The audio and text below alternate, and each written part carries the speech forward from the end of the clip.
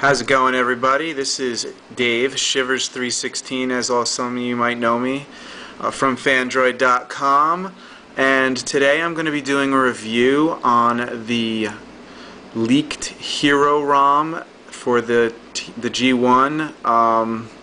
Now, as some of you might know, some of you might not, this is a little bit of an incomplete ROM. It was leaked out by XDan. Apparently, in spite of Haikuro, I don't really know, the whole story, but it was leaked out nonetheless, and, people all over are using it. I never recommend, installing a leaked ROM onto your phone. You never know what it's going to do, but, I like to take risks. So here we are. I'm going to start you off. This is what you see right after you boot up. You get to select your language. You either got English, Chinese from China, or Chinese from Taiwan. I speak English, so I'm going to select that, and maybe I will get a frozen screen. You never know. Let's see what happens if I turn it. Okay, I'm good. So, the next screen that comes up is for using the on-screen keyboard, which actually this ROM does not have installed at the moment. If you want, you can pick up the HTC IME file and put the HTC keyboard on here yourself. As you can see, I'm just going to type a couple things in here. It sees that I have a Wi-Fi network in my house, asks me if I want to set it up or not. So I won't set it up at the moment, but you definitely can do that right at the beginning. Now the awesome thing about this is you could log into a whole bunch of different accounts right at the beginning. You can log into server accounts, and contact, your contacts and your calendar events and your emails are automatically synchronized. You got Exchange ActiveSync. You have your Google account, or you can do another mail account. So I'm gonna skip that for the moment also, just so we can get along in it.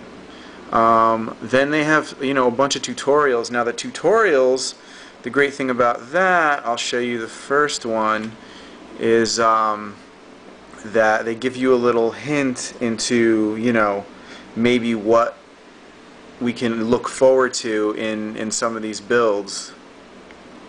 Let's see what we got going on here. So they're going to show us a little. Now that's pretty.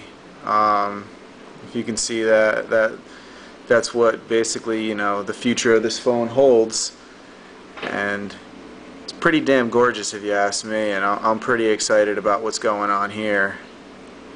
I mean, as you can see, widgets, and it's just really, really pretty, and I know a lot of people are going to be excited that their phone's going to be able to look like this in the future. So I'm going to back out of that. I'm going to back out of that. And maybe we can. On this next screen, you can set up your social network accounts. They got Facebook, Flickr, and Twitter. That way, you can get all your updates and stuff like that. We'll skip through that. And we'll go on to the next screen. I believe now we're done, so it's probably gonna bring up the home screen. Now, with any build that's not, completely finished, I just gotta force close on the setup right there. So here it is. When you come to the first screen, you got your browser, your maps, your market, messaging. The messaging app is phenomenal. You can compose a message, and it's black background. You also got a black notification bar up here, which is pretty sweet. It's really nice looking. To compose a message, you just hit over here.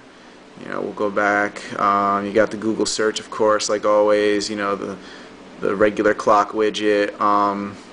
So you go in here. You got the dialer, everything from normal build, the actual terminal emulators in here already, the super user permissions. You got the tutorials again if you feel like watching them. Contacts is actually called People now. So if you went in there, see, you know, your contacts and whatever. You can set favorites. The music application is phenomenal now. I guess I could show you a little bit of that. Almost iPhone-like. You can scroll through your music like this. If you have the artwork for it, it'll show up real pretty. You know, and that's really nice. What else we have going on here? We have an application called Footprints, which basically you could take. It's like geotagging, and you take pictures of where you are. Yeah, it requires a wireless network, blah blah blah. So, you know, here's some of the footprints, like the Eiffel Tower, Big Ben. See the Eiffel Tower? It'll tell you the longitude and the latitude of where it is. Exactly where you can, you know, see it on a map, if you can see that. And we'll just get back over here. You can have your favorite footprints, you know, places to shop, places to eat, you know, I guess places to sleep, leisure. Market, you know, it seems to work for me. Some people don't, you know, it doesn't work. I didn't sign my Google account in, so, you know, I can't get in there. But yeah, it's definitely working. The browser. Now, I had a little trouble with the browser. It seemed kind of slow for me. You can see, if you could see over here, the taskbar is kind of on the bottom, going across there to load. And you know, it's a little different here. You know, and if it'll auto rotate, or, you know, whatever. Since I don't have the built-in keyboard, you know, I can add a place to go. We'll go to, you know, we'll go to Fandroid. You know, oh, there it is. There's the Fandroid. So actually, that was pretty fast. You know, and I mean, everything else is basically the same in there. You know, Windows are a little bit different now. You can add a window and it'll slide over. Like I said before, kind of iPhone-like, just like the music app. It's getting a little slicker though. Now we'll get into the settings over here.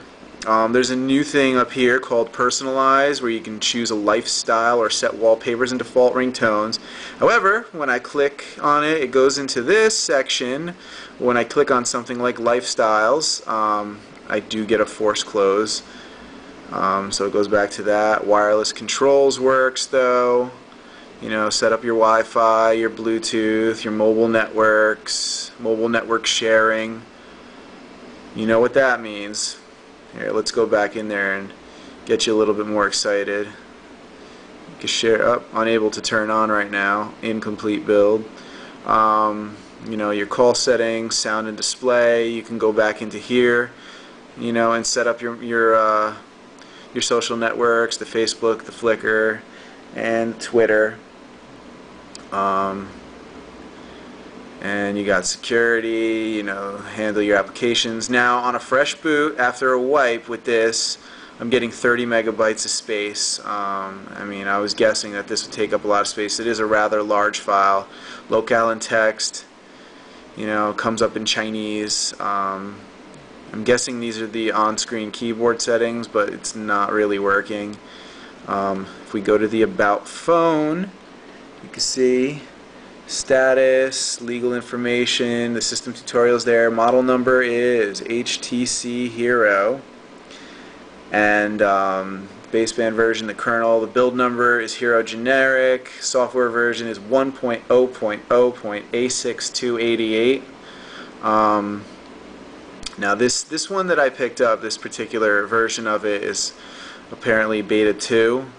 I don't really know what beta 1 looked like, but you know, this really gives you a really good, you know, view of what you have to look forward to. I mean, there's a lot, you know, there's, you know, folders you can go into, the live folders, all people, phones, starred.